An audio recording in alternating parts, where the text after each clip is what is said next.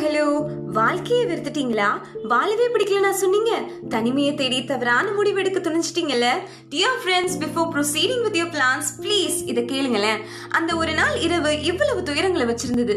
மன அழுத்தம், வேதனைகள், மனக்குழப்பம், விடையறியா பல கேள்விகள், உடல் சோர்வுன்னு சோர்ந்து போய் வாழ்க்கையை குறித்த விரக்தி அடைந்த வில்லியம் தனது வீட்டை விட்டு வெளியே வந்து தீம் சாட்சியில குதிச்சு தனது உயிரை மாய்க்க தயாரா நடந்தாரு.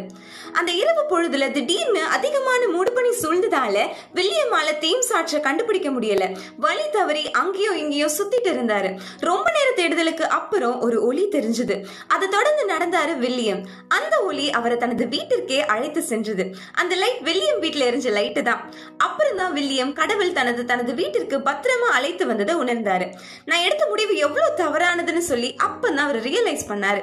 உடனே தனது அறைக்கு போய் ஒரு அழகான இங்கிலீஷ் போம் எழுதினாரு William. God moves in mysterious ways, His wonders to perform. He plants His footsteps in the sea and rides upon the storm.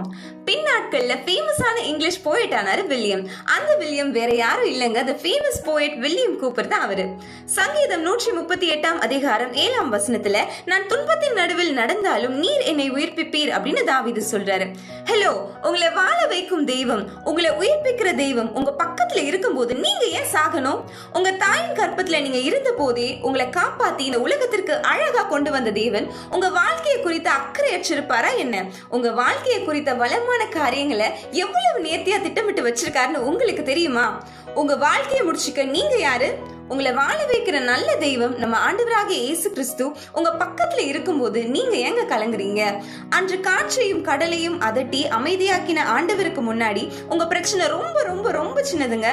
He will sort it out. He will lead you. உங்களை ராஜா மாதிரி வாழ வைப்பாருங்க. அவரோட அன்பு கரங்களை மாத்திரம் பற்றி கொள்ளுங்க.